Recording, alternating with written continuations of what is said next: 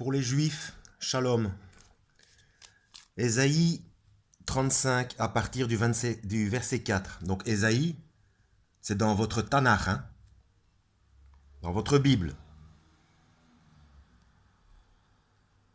Voici votre Dieu. Lui-même viendra et vous sauvera. Sauvera vos âmes. On parle des âmes. Hein. Alors les yeux des aveugles s'ouvriront et les oreilles des sourds seront ouvertes. Alors le boiteux sautera comme le cerf et la langue du muet chantera de joie, etc., etc. Nouveau Testament que vous ne reconnaissez pas. Je vous mets dans le contexte. Jean le Baptiste est emprisonné. Il y a des gens qui viennent le visiter et il demande à ces gens-là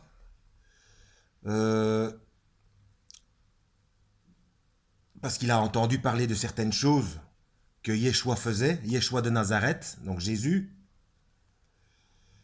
Donc il a envoyé ses disciples pour demander « Es-tu celui qui vient ou devons-nous en attendre un autre ?» Et Jésus répond, leur dit « Allez et rapportez à Jean, le Baptiste, les choses que vous entendez et que vous voyez.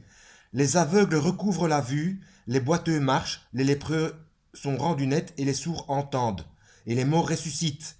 Et l'évangile, donc la bonne nouvelle, est annoncée aux pauvres, etc., etc. »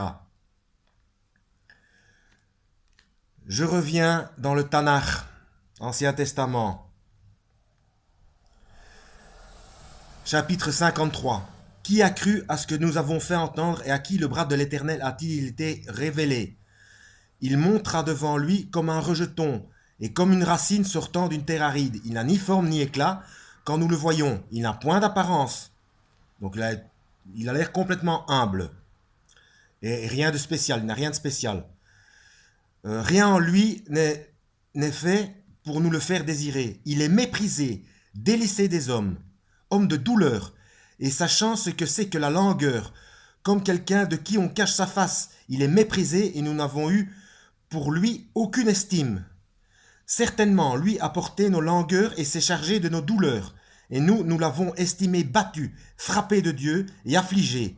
Mais il a été blessé pour nos transgressions, il a été meurtri pour nos iniquités, le châtiment de notre paix a été sur lui, et par ses meurtrissures, nous sommes guéris. On parle des péchés, hein.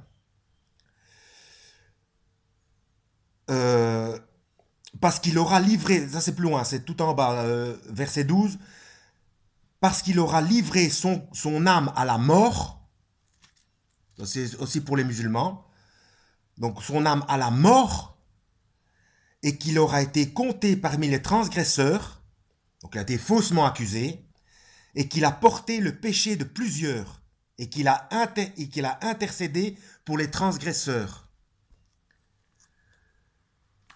Quand là pour les musulmans, quand il est écrit dans le Coran X fois, pour eux, pas de secoureur. Si, Yeshua est le secoureur. Combien de fois dans le Coran est-il écrit que Allah est miséricordieux, celui qui fait miséricorde? Mais il faut qu'il y ait quelque chose derrière. Il faut qu'il y ait l'explication en quoi il est miséricordieux. Parce qu'il a envoyé sa propre parole faite chair, donc sa parole, son produit. Quand vous parlez, c'est vous qui parlez, c'est pas quelqu'un d'autre. Donc quand Dieu parle et qu'il a fait de sa parole une chair, sourate An-Nisa, verset 171, Yeshua est le Verbe de Dieu. Sa parole, c'est lui. Donc la parole de Dieu, c'est Dieu. Il s'est humilié. Explication scientifique dans ma vidéo Terre ou univers plat, le système holographique de l'univers. C'est une partie de la plaque, mais pas la totalité. Donc il est soumis à Dieu. Mais en même temps, le Père et lui sont un. C'est une fonction. Quand Allah il dit kun, il dit soit, il dit à une chose soit, la chose est. Qu'est-ce qui est compliqué à faire de sa parole une chair, alors qu'il a fait tout l'univers? C'est facile. Un claquement de doigts. Que Dieu vous guide.